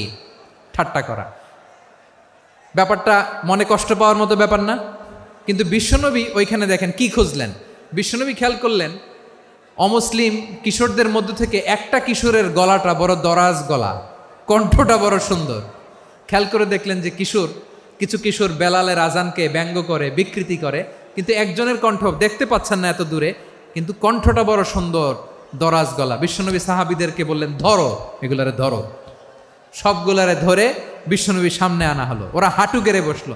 বিশ্বনবী বললেন, তোমাদের মধ্যে কে যেন ব্যঙ্গ করে আজান দিচ্ছিল, তার গলাটা বড় উঁচু, গলার বেসটা বড় মজবুত, মেলোডিয়াস, সুমধুর কণ্ঠ। কে? আবু মাহজুরা বলে, আমার বন্ধুরা সবাই আমার দিকে আঙ্গুল দেখায়, আমি পড়ে গেছি বিপদে। রাসূল সাল্লাল্লাহু আলাইহি ওয়াসাল্লাম বাকি অমুসলিম তরুণদেরকে ছেড়ে দিলেন, বললেন তোমরা যাও। এবার আবু মাহজুরারে পাইছে। আবু মাহজুরার চুলের মধ্যে হাত দিলেন বিশ্বনবী, মাথায় হাত দিয়ে বললেন, এবার আজান দাও দেখি। আবু মাহজুরা বলে, আমি তো আজান দিতে জানি না, কারণ আমি তো বেলালেরটা শুইনা দিছি, আমার তো মুখস্থ নাই, আমি তো আজান দিতে জানি না। বিষ্ণু বললেন, জানো না? তাহলে আসো, আমি তোমারে শিখাই দেই। সুবহানাল্লাহ পড়েন। আবু মাহজুরা হাঁটু গেড়ে বসে বিশ্বনবীর মোবারক হাত আবু মাহজুরার চুলের মধ্যে। বিশ্বনবী আজানের মুআল্লিম আবু মাহজুরাকে বলতেছে, ঠিক আছে তোমারে শিখাই দিচ্ছি, আমি যা যা বলবো আমার সাথে সাথে বলো, পারবা? আবু মাহজুরা বলে, পারবো।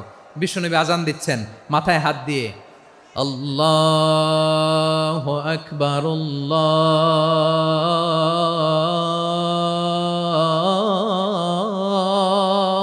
আকবার।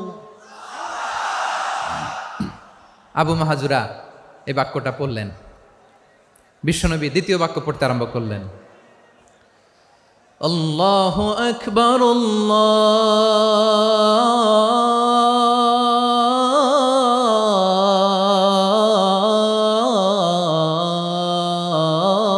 আল্লাহু আকবার। আবু মাহজুরা এই বাক্যটাও বললেন। বিশ্বনবী আবু মাহজুরার মাথার মধ্যে হাত দিয়ে তৃতীয় বাক্য পড়লেন, আশহাদু আল্লা ইলাহা ইল্লাল্লাহ।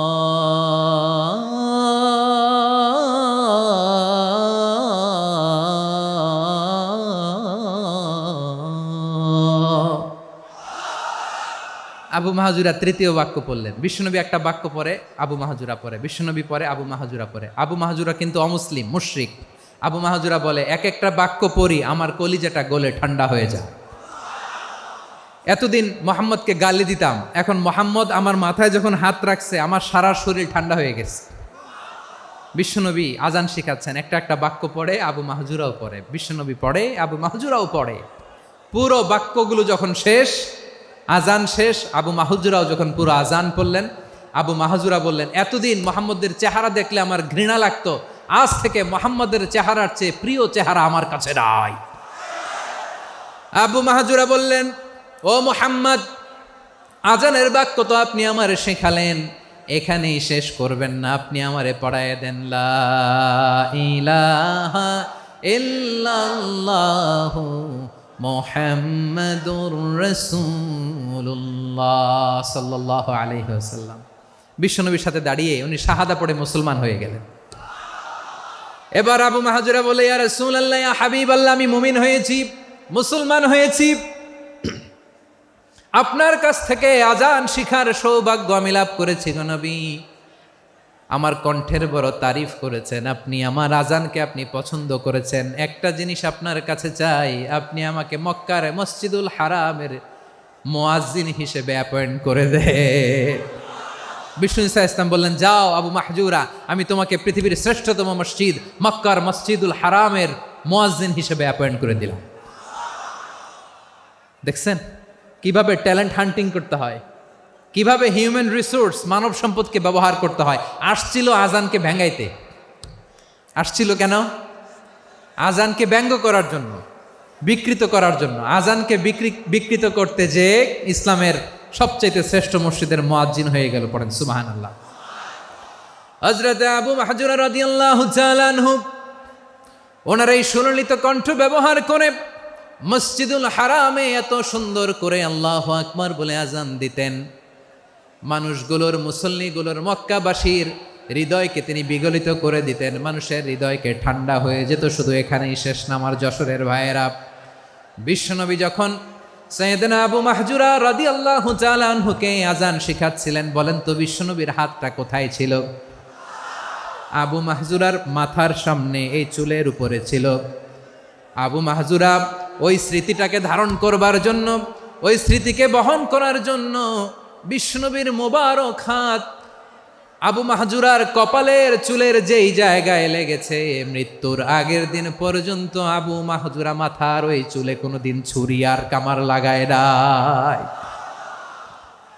সেখানে কেচি লাগায় নাই, চুলের মধ্যে খুর লাগায় নাই।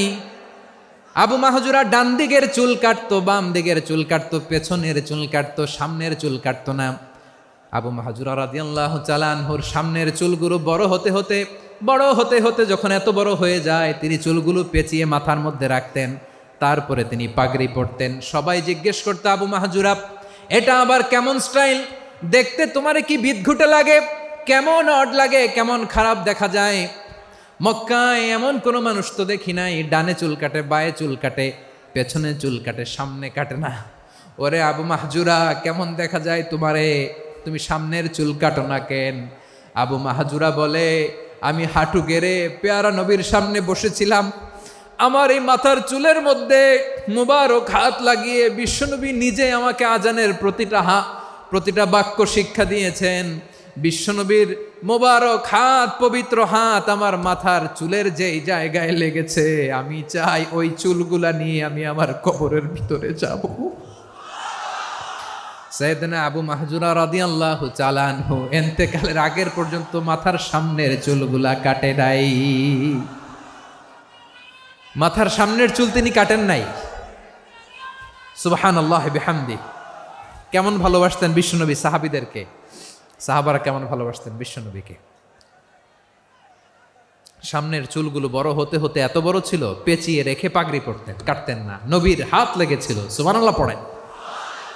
তাহলে what is the lesson? Moral of the story কি? মোরাল অফ দ্য স্টোরি হচ্ছে, আসছিল আজানকে ব্যঙ্গ করার জন্য, বিকৃত করার জন্য, হয়ে গেল মসজিদুল হারামের মুয়াজ্জিন।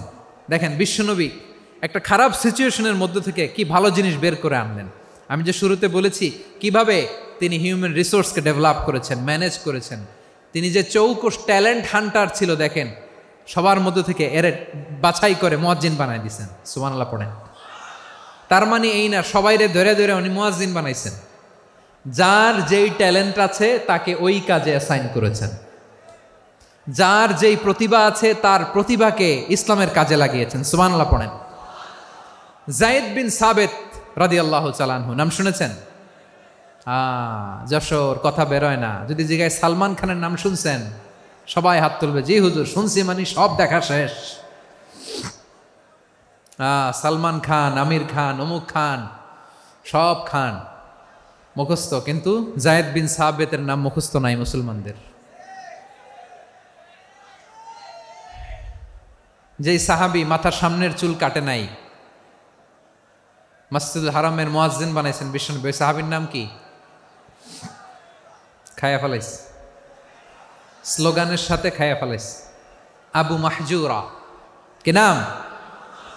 আবু মাহজুরা আল জুমাহি রাদিয়াল্লাহু তাআলা আনহু। এই নামটা আজকে নিয়ে যাইতে হবে যশোর। আবু মাহজুরা রাদিয়াল্লাহু তাআলা আনহু। 2 নম্বরে বলছিলাম যায়েদ বিন সাবিত রাদিয়াল্লাহু তাআলা আনহু। বিশ্বনবী দেখলেন মদিনার এই আনসারী সাহাবী হাইলি ট্যালেন্টেড, ইন্টেলেকচুয়াল, মেরিটোরিয়াস, জ্ঞানের প্রতি তার আকর্ষণ, মারাত্মক আকর্ষণ। বিশ্বনবী তাকে দায়িত্ব দিলেন, কোরআন যা নাজিল হয় তুমি লিখো, কাতিবুল ওয়াহি বানায় দিলেন। সুবহানাল্লাহ। যায়েদ বিন সাবিতরে আবার আজান শিখান নাই, কারণ তার মধ্যে বিশ্বনবী প্রতিভা দেখেছেন, একাডেমিক প্রতিভা। বিশ্বনবীর একাডেমিক প্রজেক্টগুলো তিনি হ্যান্ডেল করতেন। যায়েদ বিন সাবিত ছিল বিশ্বনবীর ব্যক্তিগত সচিব। কি ছিল? ব্যক্তিগত সচিব বোঝেন নাই? বিশ্বনবীর ব্যক্তিগত সচিব এবং দোভাষী। ইহুদিরা কিছু লিখে দিলে এটার অর্থ বিশ্বনবীরে বুঝায় দিতেন, আবার ইহুদিদের কাছে কিছু লিখতে হলে তিনি লিখে দিতেন। বিশ্বনবী একদিন বললেন, ইন্নী ওয়াল্লাহি মা আমানু ইয়াহুদা আলা কিতাব। ইহুদিরা যে চিঠি পাঠায় অর্থ তো বুঝি না, আরেক ইহুদি আইনে অর্থ করা লাগে। আবার ইহুদিদের কাছে কিছু লিখে পাঠাইতে চাইলে আমরা তো লিখতে পারি না, ইহুদিরে দিয়ে লেখা লাগে। ওরা যে পয়রা শোনায় লিখে দেয়, আমি ওদের বিশ্বাস করি না। আমার নিজের একজন লোক দরকার। বিশ্বনবী এই জায়েদ বিন সাবেতকে চুজ করলেন ল্যাঙ্গুয়েজের জন্য। উনি বললেন, জায়েদ, তোমার সফট স্কিলকে ডেভেলপ করতে হবে, তুমি হিব্রু ল্যাঙ্গুয়েজ শিখে ফেলো। জায়েদ বিন সাবেত বলল, বিশ্বনবীর মোটিভেশন আর ইন্সপিরেশন পেয়ে আমি 15 দিনে ইহুদিদের এই হিব্রু ল্যাঙ্গুয়েজ শিখে ফেললাম। শুধু শিখে ফেললাম না, হাত্তা হাদিকতু, even I became master in the language. এই ভাষা আমি পারদর্শী হয়ে গেলাম। এরপরে ইহুদিরা চিঠি লিখে পাঠালে আর কোনো ইহুদি ডাকা লাগতো না, আমি নবীর এটার অর্থ শুনে পরে বুঝায় দিতাম। আবার ইহুদিদের কাছে চিঠি লেখা লাগলে আমি জায়েদ বিন সাবেত চিঠি লিখে দিতাম। সুবহানাল্লাহ। দেখেন, এত সাহাবীর মধ্য থেকে বিশ্বনবীর একাডেমিক প্রজেক্ট, ব্যক্তিগত সচিব, দোভাষী হিসেবে তিনি জায়েদ বিন সাবেতের মতো তরুণকে নির্বাচিত করেছেন। কেমন ট্যালেন্ট হান্টার ছিল আমার নবী! সুবহানাল্লাহ পড়বেন না? বিশ্বনবীর ইন্তেকালের পরে সাইয়েদনা আবু বকর রাদিয়াল্লাহু তাআলা আনহু যখন খলিফা হয়ে আসলেন, কোরআনকে সংকলনের দায়িত্ব দেয়া লাগবে, কোন সাহাবীকে দিবেন? সব সাহাবারা মিলে পরামর্শ করলেন। সাইয়েদনা আবু বকর, ওমর সবাই মিলে এই বিশাল কোরআন সংকলনের গুরু দায়িত্ব বিশ্বনবীর ব্যক্তিগত সচিব, বিশ্বনবীর দোভাষী, বিশ্বনবীর সিলেক্ট করাই লোক জায়েদ ইবনে সাবেত রাদিয়াল্লাহু তাআলা আনহুকে দিয়েছে। কোরআনের কপি তো আজকে এখানে রাখে নাই। এই যে আজকের যে কোরআন পড়েন, এটা আগে এরকম ছিল না। কোরআন নাজিল হলে সাহাবারা চামড়ার, ওটের চামড়ায় লিখে ফেলতো, ওটের চ্যাপ্টা হাড্ডির মধ্যে লিখে ফেলতো, গাছের গুড়ির মধ্যে লিখে ফেলতো, বিভিন্ন জনের কাছে ছড়ানো ছিটানো ছিল। আবু বকর রাদিয়াল্লাহু তাআলা আনহু একসাথে করলেন, পরবর্তীতে উসমান রাদিয়াল্লাহু তাআলা আনহু একসাথে করলেন। 114 সূরার এখন এই মুসহাফ, এই কম্পাইলেশন, এই কপি আমরা পেয়েছি, যার হিউজ কন্ট্রিবিউশন ছিল। এই পুরো কোরআন কম্পাইলেশনের প্রজেক্ট ম্যানেজার ছিল জায়েদ বিন সাবেত রাদিয়াল্লাহু তাআলা। কোরআন কম্পাইলেশনের প্রজেক্ট ম্যানেজার। দেখেন, ওনারে মাথায় হাত দিয়ে আজান শিখায় নাই। সুবহানাল্লাহ কইবেন না? তাহলে প্রথম সাহাবী আবু মাহজুরাকে মুয়াজ্জিন বানাইলেন, জায়েদ বিন সাবেতকে ব্যক্তিগত সচিব আর দোভাষী বানালেন, মুসআব ইবনে উমাইর রাদিয়াল্লাহু তাআলা আনহুকে ইসলামের প্রথম অ্যাম্বাসেডর বানালেন। তাহলে তৃতীয় নাম্বার একজন সাহাবীর নাম বলছি, মুসআব ইবনে উমাইর। মুসআব কি নাম? নামটা কেমন লাগে? এই কয়েকজনের ভাল লাগে, বাকিদের ভাল লাগে না? ভাল লাগে? এই এই আর কয়েকটা মিনিট দেওয়া যাবে না আমাকে আল্লাহর রাস্তে? হ্যাঁ, ঠিক আছে। আমি তোমাদেরকে ভালোবাসা দেখাবো, দোয়া করব, যদি চুপ থাকো, একেবারে চুপ, কষ্ট সহ্য করো, বাকিরে যা সওয়াব পাবে তোমরা ডবল পাবা, যেহেতু কষ্ট বেশি, কিন্তু চুপ। 3 নম্বর সাহাবীর নাম মুসআব। এই ধাক্কাধাক্কি কেন? ধাক্কাধাক্কি কেন রে ভাই? না না না, এরকম হইলে আসবো না যশোর, আমি আর আসবো না। হয় পিছনে চলে যাও, নাহলে চুপ, ধাক্কাধাক্কি নাই। 3 নম্বর সাহাবীর নাম মুসআব। কি নাম? He was the first ambassador in Islam. ইসলামের প্রথম ডিপ্লোমাট, প্রথম কূটনৈতিক, ইসলামের প্রথম কূটনৈতিক, ইসলামের প্রথম ডিপ্লোমাট, প্রথম অ্যাম্বাসেডর মুসআব ইবনে উমাইর।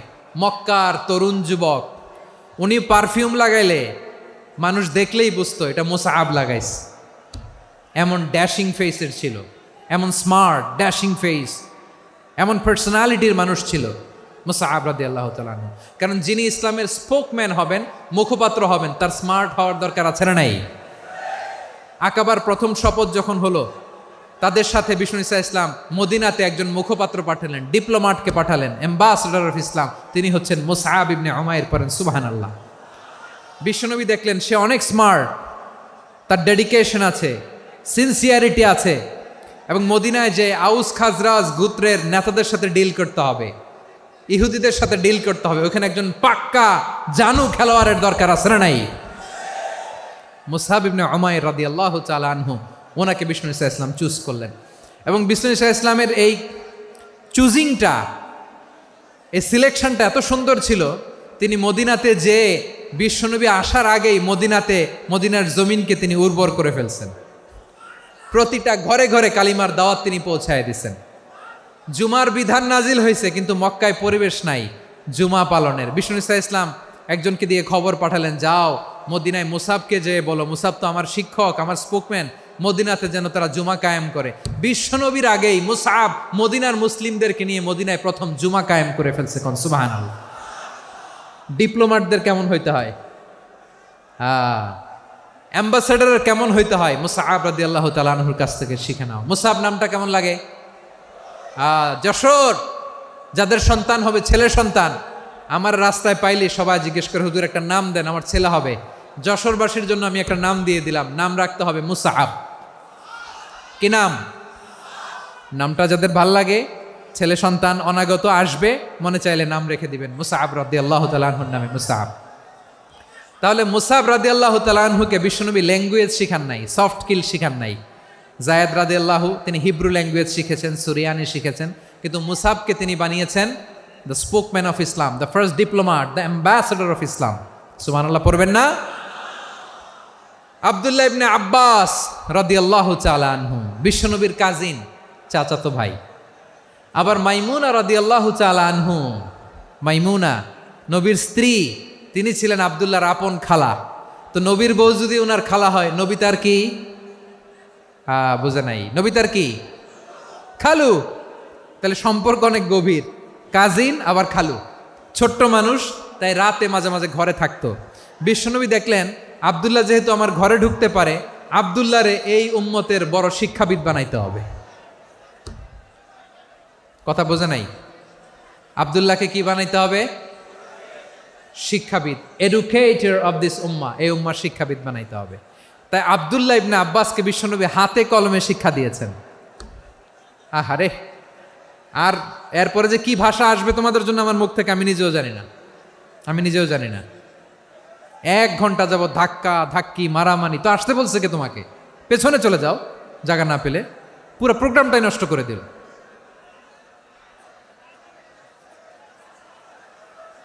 জি, আমার দিকে তাকান, আমি শেষ করে দিচ্ছি। হবে না, ইন্টেলেকচুয়াল আলোচনা এখানে হবে না, আমি বুঝতে পারছি, আমি শেষ করে দিচ্ছি। আব্দুল্লাহ ইবনে আব্বাস রাদিয়াল্লাহু তাআলা আনহু, মনোযোগ দিয়ে কয়েকটা মিনিট শুনুন, আমি এখনই শেষ করে দিচ্ছি, এরপর আওয়াজ করবে। এই যে এগুলো কি আমি বুঝলাম না। আমি বললাম না সব করা যাবে, বসে যাও, শুয়ে যাও, চলে যাও, আওয়াজ করা যাবে না। অন্যকে বসো এটাও বলার দরকার নেই, জাস্ট এদিকে তাকাও। আল্লাহ। আব্দুল্লাহ ইবনে আব্বাস রাদিয়াল্লাহু তাআলা আনহু, ওনাকে বিশ্বনবী হাতে কলমে শিক্ষা দিয়েছেন, যেহেতু উম্মতের শিক্ষাবিদ হবেন, এডুকেটর হবেন। তো বিশ্বনবী রাতে যখন তাহাজ্জুদ পড়তেন, ছোট্ট আব্দুল্লাহ ঘরে থাকতো। বুঝতে পেরেছেন? ছোট্ট মানুষ তো ঘরে থাকতো। তো বিশ্বনবী তাহাজ্জুদের জন্য একবার দাঁড়িয়েছেন, ছোট্ট আব্দুল্লাহ অজু করে দাঁড়াইছে। আচ্ছা বলেন তো, ইমাম আর মুসল্লি মোট যদি 2 জন হয়, একজন ইমাম একজন মুসল্লি, তো মুসল্লি ইমামের কোন দিকে দাঁড়াবে? ডানে দাঁড়াবে। ছোট্ট আব্দুল্লাহ বোঝে নাই, বিশ্বনবী তাহাজ্জুদ শুরু করেছেন, উনি ইক্তেদা করছেন আর দাঁড়াইছেন বায়ে। কোথায় দাঁড়িয়েছেন? আব্দুল্লাহ বলেন, যখন আমি বায়ে দাঁড়ালাম, আখাযা রাসূলুল্লাহ সাল্লাল্লাহু আলাইহি ওয়াসাল্লাম উযুনি আল ইউমনা ইয়াফতিলুহা, বিশ্বনবী নামাজরত অবস্থায় আমার কান ধরে টেনে আমার ডান দিকে এনে দাঁড় করায় দিলেন। পড়েন সুবহানাল্লাহ। দেখেন, হাতে কলমে শিক্ষা। আর জীবনে ভুল হবে? কথা কয় না, আর ভুল হবে? আর ভুল হবে না। এভাবে বিশ্বনবীর অনেক সঙ্গ পেয়েছেন, সফর করেছেন, একই বাহনে বসেছেন, এক বাহনে বসে লম্বা নাসিহত করেছেন, বলেছেন, ইয়া গোলাম ইহফাজিল্লাহ ইয়াহফাজকা, ইহফাজিল্লাহ তাজিদহু তুজাহাক, ইযা সাআলতা ফাসআলিল্লাহ ওয়া ইযা ইসতাআনতা ফাসতাইন বিল্লাহ। আল্লাহর বিধান মানো, আল্লাহর বিধান রক্ষা করো, আল্লাহ তোমায় রক্ষা করবে। আব্দুল্লাহ, চাইতে হলে আল্লাহর কাছে চাও, সাহায্য চাইতে হলে আল্লাহর কাছে সাহায্য চাও। মনে রেখো, গোটা বিশ্বের সবাই যদি তোমার সাহায্য করতে চায়, ততটুকুই করতে পারবে যতটুকু আল্লাহ তোমার নসিবে রেখেছে। গোটা বিশ্ব যদি তোমার বিরুদ্ধে ষড়যন্ত্রে দাঁড়িয়ে যায়, ক্ষতি ততটুকু করতে পারবে যতটুকু তোমার জন্য বরাদ্দ আছে, এর বাইরে কিছু করতে পারবে না। আওয়াজ করে বলেন ঠিক কিনা? এভাবে হাতে কলমে শিখিয়েছেন, বিশ্বনবী সঙ্গ পেয়েছেন। ওনাকে বিষ্ণু ইসা ইসলাম শিক্ষাবিদ, এডুকেটর অফ দিস উম্মাহ হিসেবে সিলেক্ট করেছেন, হাতে কলমে শিখিয়েছেন। বিশ্বনবী একবার প্রকৃতির ডাকে সাড়া দিয়ে এসেছেন, এখন কি করতে হবে? নামাজের জন্য অজু করতে হবে। বিশ্বনবী এসেই দেখেন অজুর বদনায় পানি ভরা, খুশি হয়ে গেলেন, বললেন কে রেখেছে পানি? একজন বলল আব্দুল্লাহ রেখেছে। বিশ্বনবী অত্যন্ত খুশি হলেন, খুশি হয়ে একটা দোয়া করলেন, বললেন আল্লাহুম্মা ফাক্কিহু ফিদ্দীন ওয়া আল্লিমহু তা'ওয়ীল। আল্লাহ তুমি আব্দুল্লাহকে দ্বীনের বুঝ দিও আর কোরআনের তাফসির শিক্ষা দিও। বিশ্বনবীর এই দোয়া এমন লাগছে, উনি রঈসুল মুফাসসিরিন, এই পৃথিবীতে যত মুফাসসির ছিল, যত মুফাসসির আসবে, সকল মুফাসসিরের সম্রাট হিসেবে স্বীকৃত হয়েছেন আব্দুল্লাহ ইবনে আব্বাস। বিশ্বনবী ওনারা আজান শিখান নাই, বিশ্বনবী ওনারা ল্যাঙ্গুয়েজ শিখান নাই, বিশ্বনবী ওনারা অ্যাম্বাসাডার বানান নাই, হাতে কলমে শিক্ষা দিয়েছেন। ছোট্ট মানুষ, বিশ্বনবী ইন্তেকাল করলেন, আবু বকরের সময় গেল, ওমরে ফারুকের খেলাফত, তখনও তিনি তরুণ। ওমরে ফারুক রাদিয়াল্লাহু তাআলা আনহু ওনার ক্যাবিনেট মিনিস্ট্রির বৈঠকে এই আব্দুল্লাহ ইবনে আব্বাসকে পাশ দিয়ে বসায় রাখতেন। বয়স্ক সাহাবারা এটা পছন্দ করতো না, তারা বলতো ঘটনা কি, আব্দুল্লাহর মতো ছেলে নাতি আমাদের আছে, এরা কেন রাখে ওমরে ফারুক? ওমরে ফারুক এটা টের পেলেন, তিনি বুঝতে পারলেন যে ক্যাবিনেট মেম্বাররা এটা পছন্দ করে না, ছোট্ট আব্দুল্লাহরা কেন রাখি, কেন যে রাখি এটা একদিন বুঝাবো। একদিন মিটিংয়ে তিনি সবাইকে বললেন ইদা জাআ নাসরুল্লাহি ওয়াল ফাতহ। এই আয়াত দ্বারা উদ্দেশ্য কি বলেন তো মুরব্বী সাহাবীরা? এক সাহাবী বলেন এ সূরা দ্বারা উদ্দেশ্য, আল্লাহ বলেছেন আমাদেরকে বিভিন্ন ল্যান্ড, বিভিন্ন এলাকা বিজয় করতে হবে। ওমরে ফারুক বললেন না, হয়নি। আরেকজন বললেন বিজয় হওয়ার পর আমাদের বেশি বেশি আল্লাহর বরত্বের ঘোষণা দিতে হবে, এটা উদ্দেশ্য। ওমরে ফারুক বললেন না, হয় নাই। যারা জিজ্ঞেস করেন কেউ পারে না। সব শেষে বিশ্বনবী ছোট্ট আব্দুল্লাহরে বলেন আব্দুল্লাহ ইদা জাআ নাসরুল্লাহি ওয়াল ফাতহ এর দ্বারা উদ্দেশ্য কি বলো তো? ছোট্ট আব্দুল্লাহ বলেন হুয়া আজালু রাসূলিল্লাহ। এই আয়াত দ্বারা বিশ্বনবীর বিদায়কে উদ্দেশ্য নেওয়া হয়েছে। ওমরে ফারুক বললেন হাযা হুয়া, এটাই তো সঠিক উত্তর, এটাই সঠিক তাফসীর এই আয়াতের। কারণ ইদা জাআ নাসরুল্লাহি ওয়াল ফাতহ, যখন আল্লাহর সাহায্য আর বিজয় আসবে, ওয়া রাআইতান নাসা ইয়াদখুলুনা ফি দীনিল্লাহি আফওয়াজা, আপনি দেখবেন দলে দলে ঢলে ঢলে বানের পানির মতো মানুষ ইসলামের দিকে ঢুকতেছে, ইসলামের বিজয় হয়েছে। তো ইসলামের বিজয়ের মিশন নিয়ে নবী আসছে, বিজয়ী যখন হয়ে গেছে এখন তো নবীর বিদায় হবে। জোরে বলেন ঠিক কিনা? কোন সাহাবী এই সূক্ষ্ম কথাটা ধরতে পারে নাই, ওই আব্দুল্লাহ ছাড়া। আব্দুল্লাহ যখন উত্তর দিছে সব সাহাবীদের টনক নড়েছে। এরপর থেকে কোনো ক্যাবিনেট মিটিংয়ে আর কোনো সাহাবারা কোনো প্রশ্ন করে নাই, আওয়াজ করে পড়েন সুবহানাল্লাহ। বিশ্বনবী আব্দুল্লাহ ইবনে আব্বাসকে দ্য এডুকেটর অফ দ্য উম্মাহ, উম্মার শিক্ষাবিদ হিসেবে গ্রহণ করেছেন। আওয়াজ করে পড়তে হবে আল্লাহু আকবার। সাহাবীদের নামগুলো মনে থাকবে? এক নম্বরে আবু মাহজুরা, মুয়াজ্জিন বানাইছেন। যায়েদ ইবনে সাবিত, দোভাষী, ট্রান্সলেটর অফ প্রফেট, এবং তিনি ছিলেন বিশ্বনবীর ব্যক্তিগত সচিব। Musab ibn Umair, the first ambassador and diplomat of Islam. Abdullah ibn Abbas, এই উম্মার সবচেয়ে বড় এডুকেটর, শিক্ষাবিদ। আরেকজন ছিল আব্দুল্লাহ ইবনে মাসউদ রাদিয়াল্লাহু তাআলা। দুই আব্দুল্লাহ, আব্বাস গেল, আরেকজন হচ্ছে মাসউদ। মক্কার তরুণ, ছাগল পালতো মুশরিকের। বিশ্বনবী আর আবু বকর রাদিয়াল্লাহু তাআলা আনহু একবার গেলেন, যে দেখে এই তরুণ দাঁড়ায় আছে। বিশ্বনবী বলেন আমি খুব ক্ষুধার্ত, তোমার কাছে কি দুধ আছে ছাগলের? আব্দুল্লাহ ইবনে মাসউদ বলে আছে। ওয়ালাকিন আনা মু'তামান, কিন্তু যে দুধ আছে এটা আমানতের, আমি দিতে পারবো না। বিশ্বনবী এইটা শুনেই তারা টার্গেট করে ফেলছে। আনা মু'তামান, দুধ আছে কিন্তু এটা আমার মালিকের, আমি তো দরদ দেখায় আমার মালিকের দুধ, আপনি পথিক, আপনারা দিতে পারি না। বিশ্বনবী টার্গেট করে ফেলছেন, এরে আমার কাজে লাগাইতে হবে। বিশ্বনবী বললেন আচ্ছা ঠিক আছে দুধ দিও না, কিন্তু এমন ছাগি আছে কিনা যেই ছাগির সাথে কোনো ছাগলের মিলন হয় নাই, তার ওলানে দুধও আসে নাই, বাচ্চাও নাই, এরকম ছাগির থেকে যদি আমি দুধ খাই তাহলে তো সমস্যা নাই। বলতেছে এরকম ছাগির থেকে দুধ খাইলে সমস্যা নাই, কারণ এরকম ছাগির ওলান থেকে দুধ আসবেও না। বলতেছে ঠিক আছে এরকম একটা ছাগি নিয়ে আসা হলো।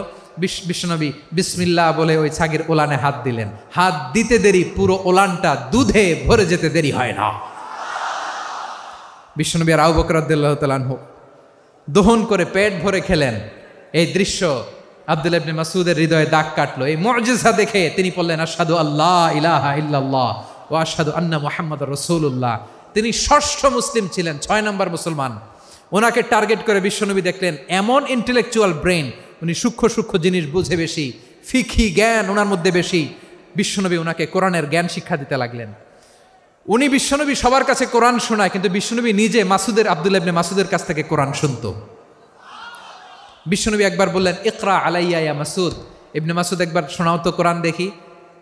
আব্দুল্লাহ ইবনে মাসুদ বলে, আকরাউ আলাইকা ওয়া আলাইকা উনজিল। নবী, আপনার উপর কোরআন নাজিল হয় আর আমি আপনার সামনে কোরআন পড়ব। বিশ্বনবী বললেন, ইন্নী উহিব্বু আন আসমাআহু মিন গায়রি। আমি নিজে পড়তে যেমনি ভালোবাসি, অন্যে পড়ুক আমি শুনবো, এটাও আমি ভালোবাসি। সূরা নিসা তিনি তেলাওয়াত করে শুনিয়েছেন। এমন সূক্ষ্ম সূক্ষ্ম বিষয় বিশ্বনবী ওনাকে ধরিয়ে দিয়েছেন। উনি হয়ে গিয়েছেন আব্দুল্লাহ ইবনে আব্বাস, হয়েছেন রাইসুল মুফাসসিরিন, উনি হয়ে গিয়েছেন ফাকিহুল উম্মাহ। ওনার চাইতে বড় ফকি এই পৃথিবী আর দেখবে না। চিল্লায় বলেন সুবহানাল্লাহ। উনি বলতেন, ওয়াল্লাহি ওয়াল্লাহি ইল্লাযী লা ইলাহা গায়রু মা উনজিলাত সূরাতুন ইল্লা ওয়া আনা আ'লামু আইনা উনজিলাত ওয়া ফীমা উনজিলাত। বিশ্বনবী এমনভাবে কোরআনের দার্স আমাকে দিয়েছেন, কোরআনে যত সূরা নাজিল হয়েছে, যেখানে নাজিল হোক না কেন আমি জানি এটা কোথায় নাজিল হয়েছে এবং কোন প্রেক্ষাপটে নাজিল হয়েছে। এমন একটা সূরা নাই যে সূরার কোথায় নাজিল হয়েছে আমি মাসুদের জানা নাই, কোন প্রেক্ষাপটে নাজিল হয়েছে আমার জানা নাই। এরকম ঘটবে না। চিল্লায় বলেন আল্লাহু আকবার। এই আব্দুল্লাহ ইবনে মাসউদ রাদিয়াল্লাহু তাআলা আনহু ওমর ফারুকের সময় কুফার চিফ জাস্টিস ছিলেন। কুফা নগরীর চিফ জাস্টিস। চিফ জাস্টিস বোঝেন নাই? বিচারপতি। কি ছিলেন? সবাই বলে নাই, কি ছিলেন? বিচারপতি ছিলেন। এবং ওনার যে ফিকহি জ্ঞানের ধারা, এটাই আলকামা, ইব্রাহিম আন-নাখাই, হাম্মাদ ইবনে সুলাইমান হয়ে ইমাম আবু হানিফা পর্যন্ত পৌঁছেছে। এবং ওনার ফিকহি জ্ঞানের ধারাই হানাফি মাযহাবে অ্যাকসেপ্ট হয়েছে। আজও এগুলো হানাফি মাযহাবে চর্চিত হয়। হানাফি মাযহাবের সব ফিক আব্দুল্লাহ ইবনে মাসউদের ফিকহি জ্ঞানের ধারা থেকে নেওয়া হয়েছে। চিল্লায় পড়েন সুবহানাল্লাহ। তাহলে উনাকে বিশ্বনবী বানিয়েছেন জুরিস্ট, আইনবিদ, ফাকিহ। উনারে আজান শিখান নাই। হিউম্যান রিসোর্স ডেভেলপমেন্ট কিভাবে করবেন, মানব সম্পদের উন্নয়ন কিভাবে করতে হয়, কিভাবে যার যেখানে প্রতিভা কাজে লাগাতে হয় উনি দেখিয়েছেন। সুবহানাল্লাহ পড়বেন না? খালিদ বিন ওয়ালিদ নাম শুনছেন? কে কে শোনেন নাই হাত তোলেন। কি ছিলেন? বীর যোদ্ধা ছিলেন খালিদ বিন ওয়ালিদ। কিন্তু তিনি ইসলাম ধর্ম গ্রহণ করেছেন অনেক দেরিতে, 8ম হিজরিতে। তার মানে 8ম হিজরির আগে উনি মুশরিকদের পক্ষে লড়াই করেছেন। ওনার হাতে কত মুসলিম সাহাবী যে নিহত হয়েছে হিসাব নাই। বিশ্বনবী টার্গেট করে রাখছে, তুমি আমাদের মুসলিমদের এত ক্ষতি করলা, তুমি যখন মুসলমান হবা তোমারে দিয়ে আমি এমন কাম করামু যে এটা আর কেউ করতে পারবে না। সুবহানাল্লাহ নাই? যশোর ক্লান্ত হয়ে গেছে।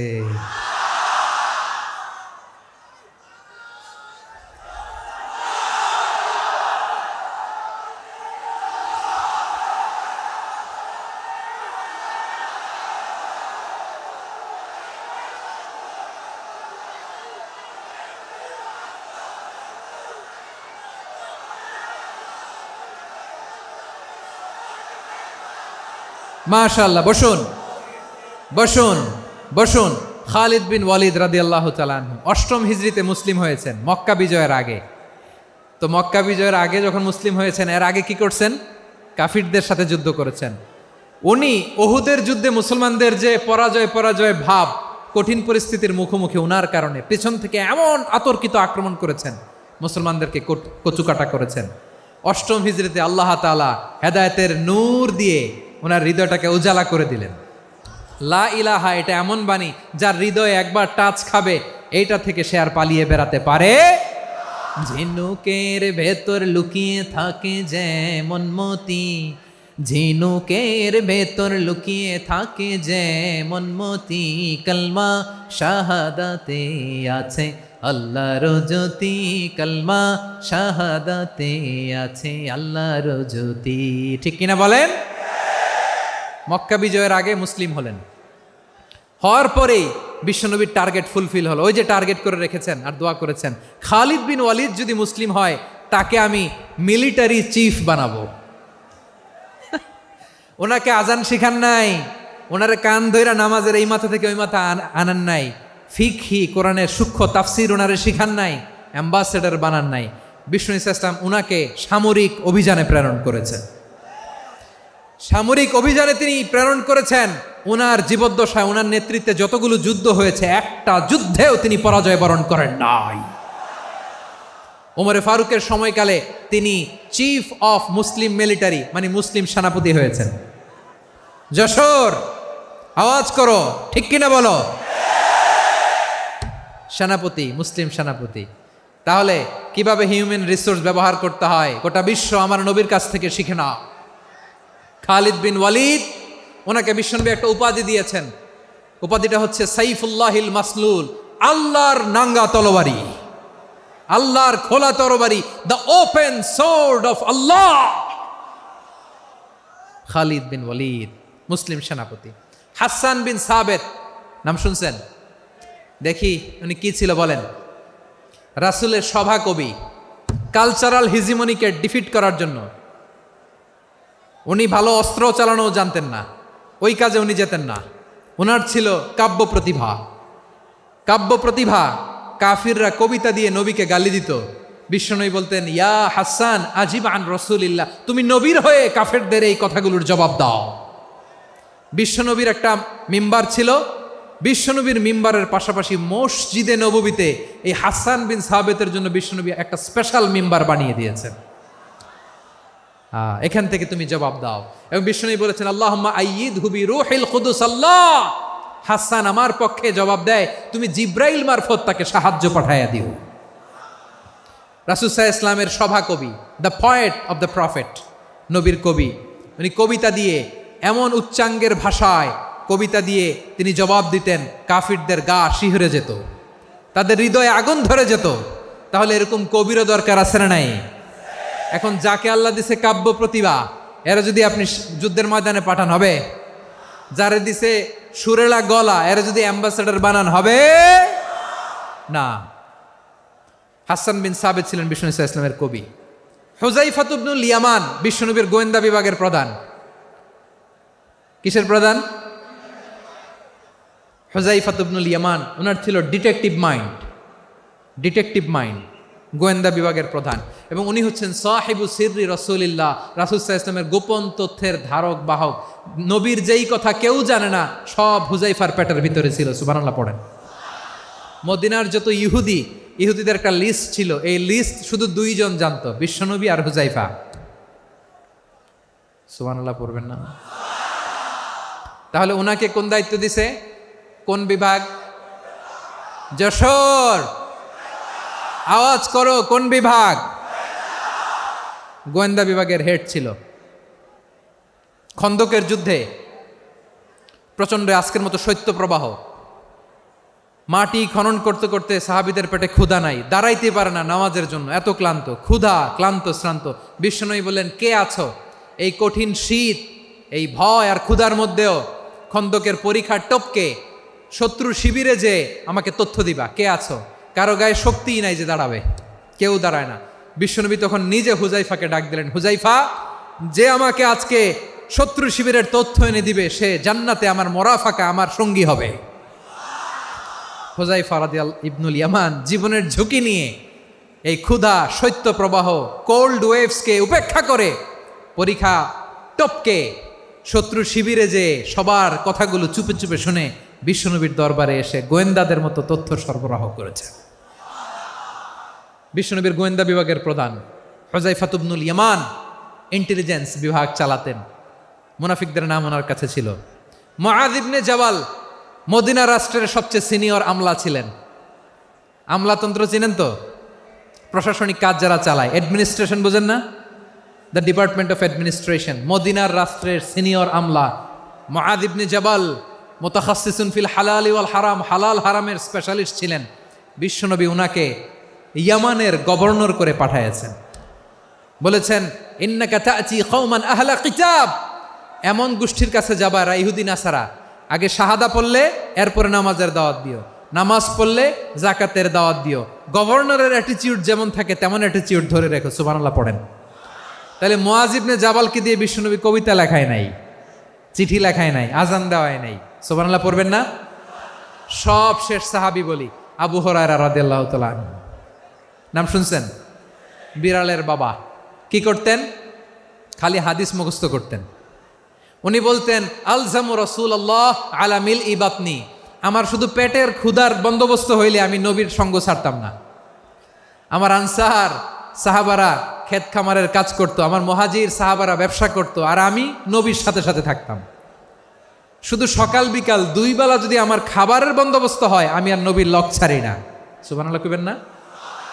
5374টা হাদিস তিনি বর্ণনা করেছেন। সবচেয়ে বেশি হাদিস বর্ণনাকারী সাহাবী।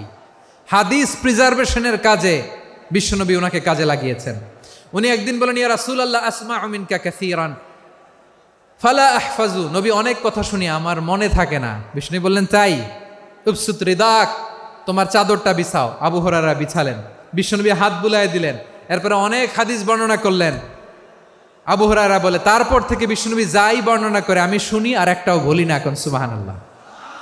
বিশ্বনবী ওনাকে হাদিস প্রিজার্ভেশন, নবীর এই যে লক্ষ্য হাদিস প্রিজার্ভেশনের এই দায়িত্ব দিয়েছেন সাইয়েদনা আবু হুরায়রা রাদিয়াল্লাহু তাআলা আনহুকে। প্রিয় ভাইরা, তাহলে 10 জন সাহাবীর কথা যে বললাম, আপনারা কি খেয়াল করেছেন কত বড় ট্যালেন্ট হান্টার, চৌকস ট্যালেন্ট হান্টার ছিল আমার নবী।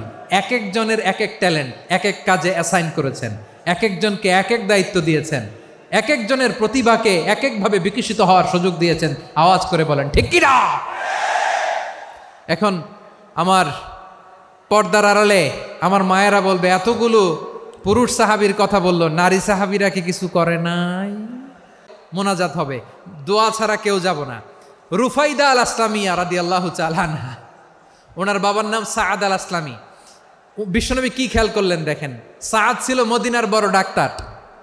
এই নারী সাহাবী রুফাইদা বাবার কাছ থেকে চিকিৎসা বিদ্যা শিখেছেন। যখন শিখছে, বিশ্বনবী দেখলেন আমার তো প্রতি সপ্তাহে সপ্তাহে যুদ্ধে আহত সাহাবীদের সেবা দিবে কে? বিশ্বনবী রুফাইদাকে বললেন, রুফাইদা তুমি মসজিদে নববীর পাশে একটা মেডিকেল ক্যাম্প করো। এই যে সাকিনা আদ্দিন মেডিকেলের আমার ছাত্রী বন্ধুরা শুনে রাখো, তোমাদের আইকন হচ্ছে এই রুফাইদা আল আসলামিয়া। বিশ্বনবীর ডিরেকশন অনুযায়ী তিনি মসজিদে নববীর পাশে একটা মেডিকেল ক্যাম্প করলেন এবং আহত সাহাবাদের চিকিৎসা উনি ওনার টিম নিয়ে দিতেন। বিশ্বনবীর পরামর্শে উনি আনসারি এবং মুহাজির মহিলা সাহাবীদেরকে নিয়ে একটা স্পেশাল মেডিকেল টিম গঠন করলেন। খায়বার যুদ্ধে 7ম হিজরিতে যখন বিশ্বনবী যায়, উনি ওনার টিম নিয়ে আসলেন, বললেন ইয়া রাসূলুল্লাহ আমরা তো তলোয়ার চালাতে পারি না, আমরা তো তীর মারতে পারি না, আপনি যদি অনুমতি দেন খায়বার অভিযানে আমি আমার টিম নিয়ে মেডিকেল টিমের সেবাটা সার্ভিসটা দিতে চাই। পড়েন সুবহানাল্লাহ। বিশ্বনবী অনুমতি দিলেন, যোদ্ধা সাহাবীদের সাথে রুফাইদা আল আসলামিয়া উনিও মেডিকেল টিম নিয়ে অগ্রসর হলেন। খায়বারের প্রতিটা আহত ইনজুর্ড সাহাবী যারা ইনজুরির শিকার হয়েছেন সবাই রুফাইদা আল আসলামিয়ার এই মেডিকেল ক্যাম্প থেকে চিকিৎসা সহায়তা পেয়েছেন। সুবহানাল্লাহ পড়েন। দেখেন কিভাবে বিশ্বনবী ট্যালেন্ট বাছাই করতেন। আপনি অবাক হবেন, বাহরাইনের মেডিকেল ইউনিভার্সিটিতে রুফাইদা আল আসলামিয়া মেডিকেল প্রাইজ অ্যাওয়ার্ড প্রতি বছর দেয়া হয়। যদি 8 দিনের এই মেডিকেল আমার বোনেরা যদি জেনে থাকো জানো, না হলে নতুন করে জানো, সার্চ দিও রুফাইদা আল আসলামিয়া মেডিকেল অ্যাওয়ার্ড বাহরাইনের ইউনিভার্সিটিতে দেওয়া হয়। প্রিয় ভাইয়েরা, তাহলে আলোচনার সামারি আমরা করি। বিশ্বনবী যার যেখানে ট্যালেন্ট তাকে ওইখানে কাজে লাগাতেন। আওয়াজ করে বলেন ঠিক কিনা? এবার একটা ইন্টারভিউ হবে, আওয়াজ করে বলেন আবু মাহজুরাকে বিশ্বনবী কি বানাইছেন? হ্যাঁ, ভুলে গেছেন?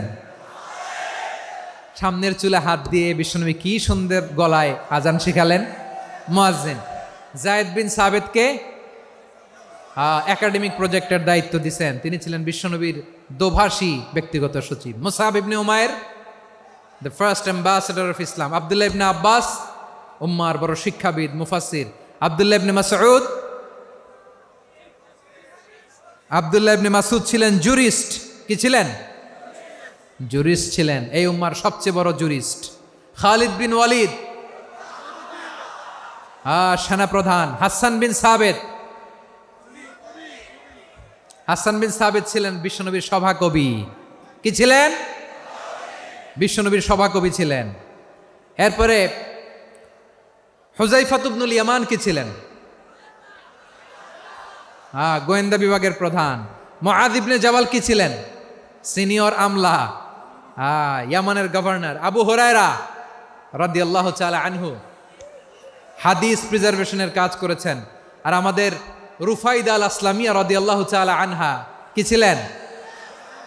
নার্স ছিলেন। নার্স হয়ে মেডিকেল সেবা দিয়েছেন। প্রিয় ভাইয়েরা, পুরো আলোচনার যদি সামারি করি তাহলে বিশ্বনবী যেভাবে হিউম্যান রিসোর্সকে ম্যানেজ করেছেন, যার যেখানে প্রতিভা কাজে লাগিয়েছেন, আমরাও যদি করি আমাদের বাংলাদেশের চিত্র আমরা পাল্টে যেতে পারবো। আমরা শুরুতে শুনেছি মানুষের আছে অসীম সম্ভাবনা, প্রতিটা মানুষ অনন্য, যত্ন নিলে, যথাযথ পরিচর্যা করলে মানুষ বিশ্ব জয় করতে পারে, ঠিক কিনা?